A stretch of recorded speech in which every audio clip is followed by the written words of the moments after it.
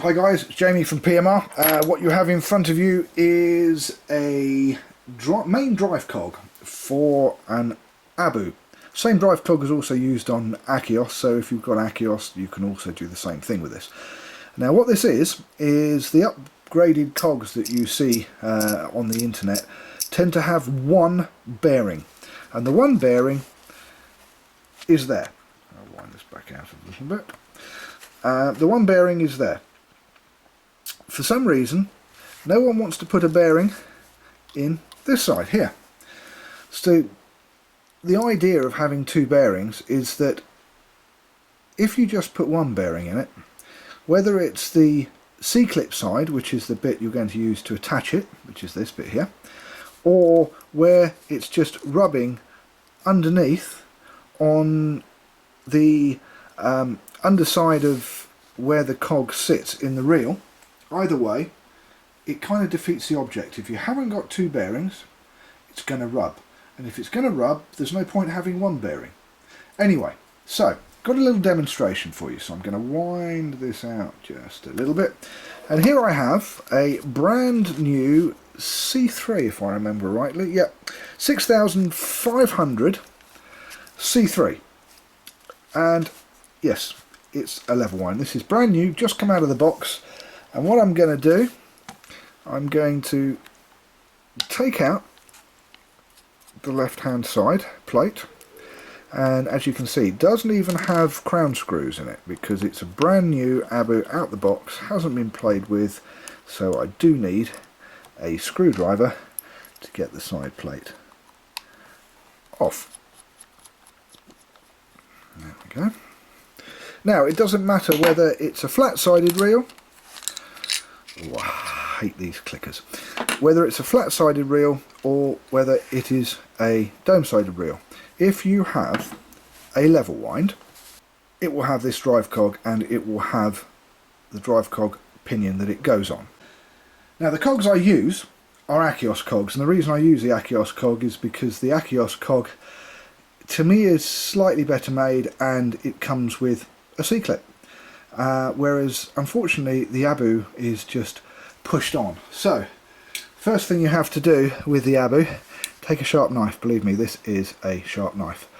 Push it up against the little lip of the cog and push in. Once you've pushed it in, push the cog and it will slowly slice off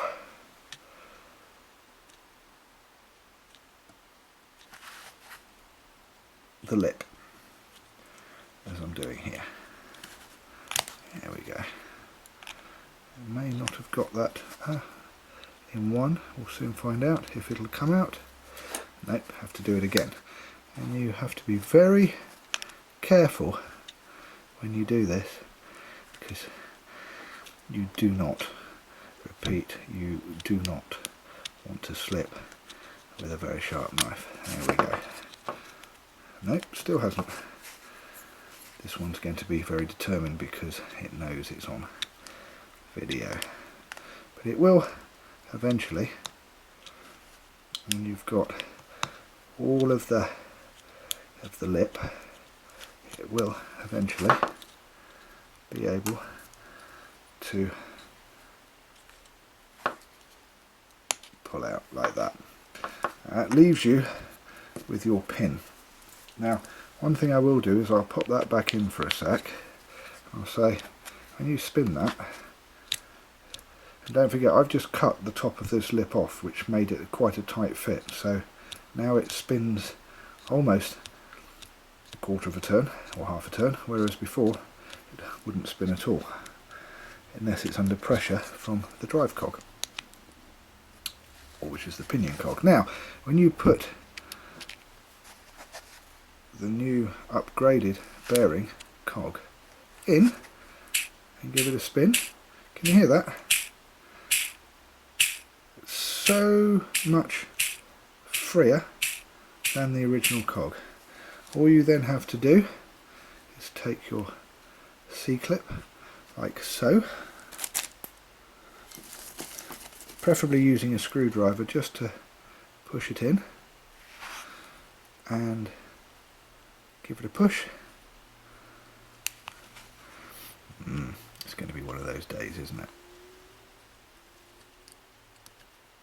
And you do have to make sure you've got it just right. There we go. Nearly in. No, it's going to come out again. There you go. All the way in. And then you have a dual bearing drive cog. And if I zoom in on that a little bit. There you go. So you have a dual bearing cog. You can see the inner part of the bearing stays still, the outer part of the bearing moves. This is where you uprate your main cog to a dual bearing PMR, dual bearing main cog. Makes it so much smoother as well. I'm Jamie. Thank you for watching. You're watching PMR, Pimp My Reel. We'll see you next time.